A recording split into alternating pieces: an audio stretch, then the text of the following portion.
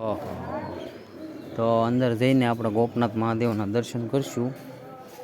જય ગોપનાથ મહાદેવ.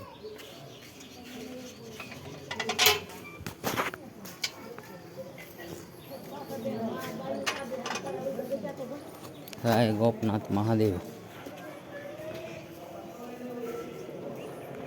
નમઃ શિવાય. ઓમ નમઃ શિવાય. ઓમ નમઃ શિવાય. ઓમ નમઃ શિવાય. ઓમ નમઃ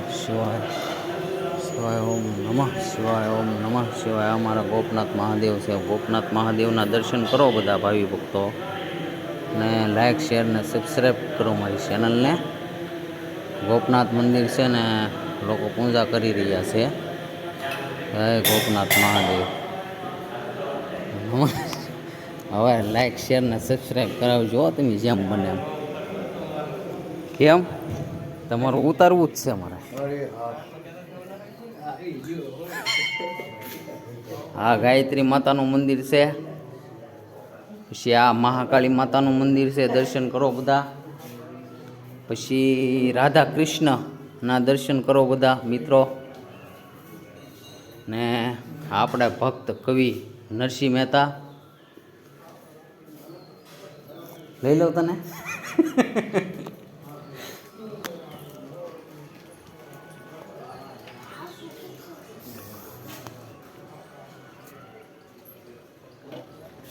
તો સવારનો નજારો જોઈ શકો છો તમે બધા મિત્રો.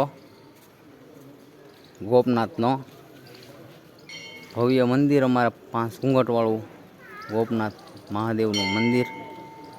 ભવ્ય નજારો જોઈ શકો છો, સવારનો વ્યૂ. ને ગોપનાથમાં આપણે દરિયા કિનારે પણ જઈશું.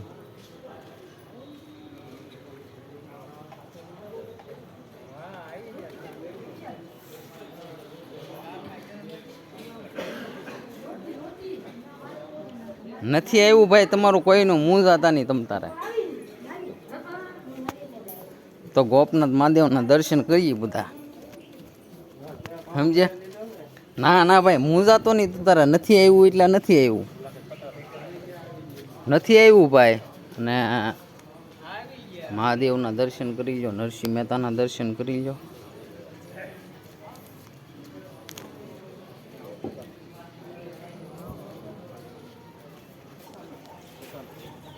તો જોઈ શકો છો અહીંયા કાંઈક નવું બનવાનું છે ગોપનાથમાં. અહીંયા કાંઈક પાડી દીધું. અને શું કહેવાય, આપણે અમારા ગોપનાથ મહાદેવનું મંદિર થોડાક દૂરથી દર્શન કરીએ. પહેલાં આપણે અંદરથી દર્શન કર્યા, ને હવે આપણે જઈએ છીએ દરિયાકાંઠે. અન્નપૂર્ણામાના પણ દર્શન કરી લો. તો હવે આપણે દરિયાની અંદર દર્શન કરવા જઈએ અને સૂર્યનારાયણ દેવના દર્શન કરીએ. સૂર્યનારાયણને જળ અર્પણ કરવું છે. તો પહેલાં તમને દરિયો દેખાડી દઉં, પછી વ્લોગની સમાપ્તિ કરી નાખીએ.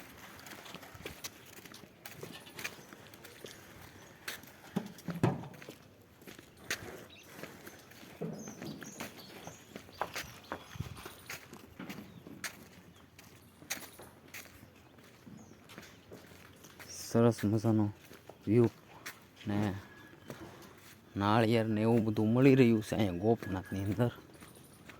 નાસ્તાની લારી પણ ખુલ્લી ગઈ છે, જોઈ શકો છો તમે બધા.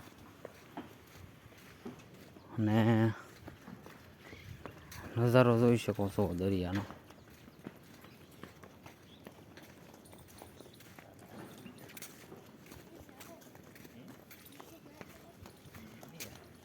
જય ગોપનાથ. જય ગોપનાથ.